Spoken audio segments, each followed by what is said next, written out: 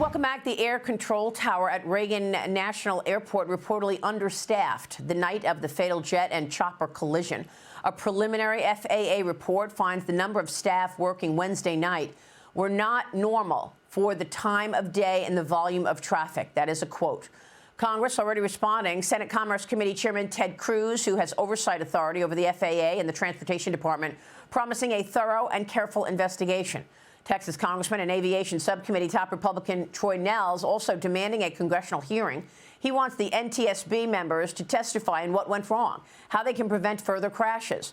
Nehls also demanding the board conduct a quick investigation, saying he does not want to hear that it will take 18 months. Joining me now is Missouri Congressman Eric Burlison. He's a member of the House Transportation and Oversight Committees. Congressman, thanks very much for being here this morning. Good to be on. What do you think went wrong? Well, I think that we have President Trump, unfortunately, inheriting a weakened, anemic, broken system from the top to the bottom.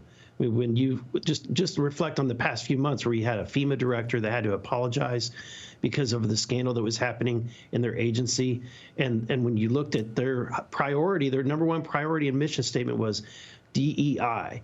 We had the Secret Service come in and apologize for allowing someone to get that close and take a shot at President Trump. And they had to come in and apologize. Well, guess what? Their number one priority, as was the mission on their website, was DEI. And as we know, that it's been talked about even before Trump took office. In fact, there was a November story that was done by The Blaze about, I mean, really clairvoyantly calling for this event that may tragically happen and did. They had this story back in November saying that this agency is riddled with DEI problems and hiring problems, and that it's inevitable something's going to happen. So it's sad that Trump has inherited this, but I think that he's moving quickly to clean it up. Yeah, he talked about this yesterday in terms of what the Biden administration prioritized, and they did, in fact. He read headlines that they did, in fact, want to hire people with disabilities for air traffic control.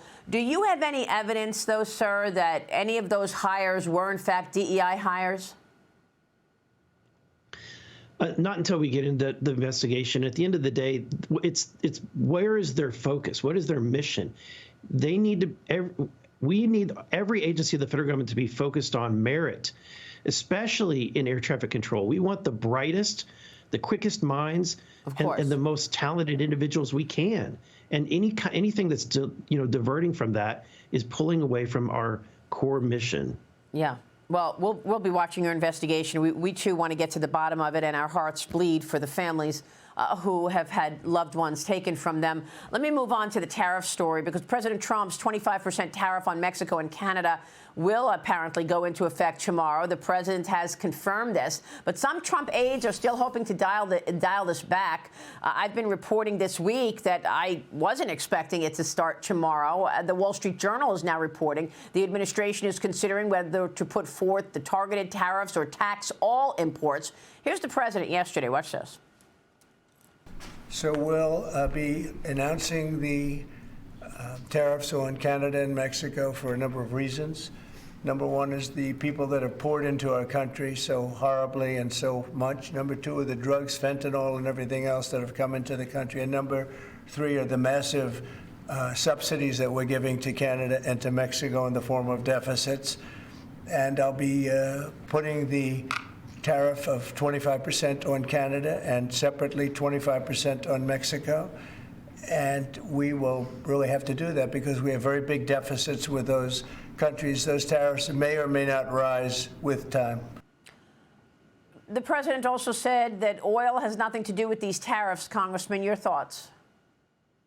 I think that President Trump is trying to do decades of an imbalance that has happened. I mean, you look at the situation where we're being taxed 2.5% on vehicles that are coming in from China. Or I'm sorry, we're charging them a tariff of 2.5%. They're charging us 25%. So I think that when you see a lot of these trade imbalances, he's trying to undo things that have been that need to be corrected that have been problems for over decades. Yeah, and I understand that. I'm just wondering if you expect retaliation from these countries. I mean, if we start seeing all of these tariffs and a back and forth, does that essentially become a trade war, like much of the media has been criticizing President Trump's policy on this?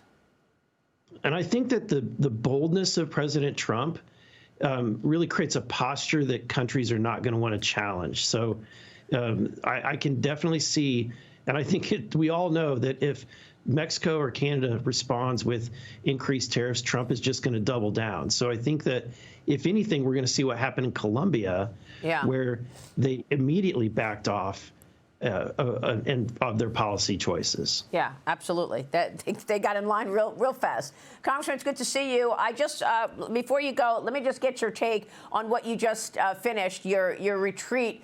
Was there any solutions in terms of your budget battle from that Florida retreat?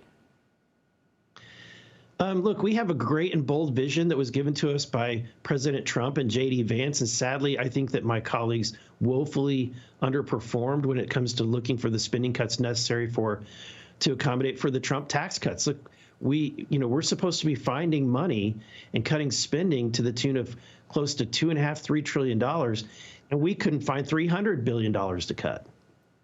And you couldn't find what? We could barely find over $300 billion to cut. Well, we know that this is over a 10-year period. The largesse is mandatory spending, right? Do you have to take an axe to mandatory spending? Look, we need to at least pull it back to pre-COVID era levels, which is what the Freedom Caucus is asking for. Let's return to at least the levels that existed before we allowed Biden to completely inflate the budget. Even at pre-COVID era levels, that's not a balanced budget. And It doesn't get us towards a balanced budget, but at least it gets us closer to fiscal sanity. Congressman, thank you. We'll be watching your work, sir.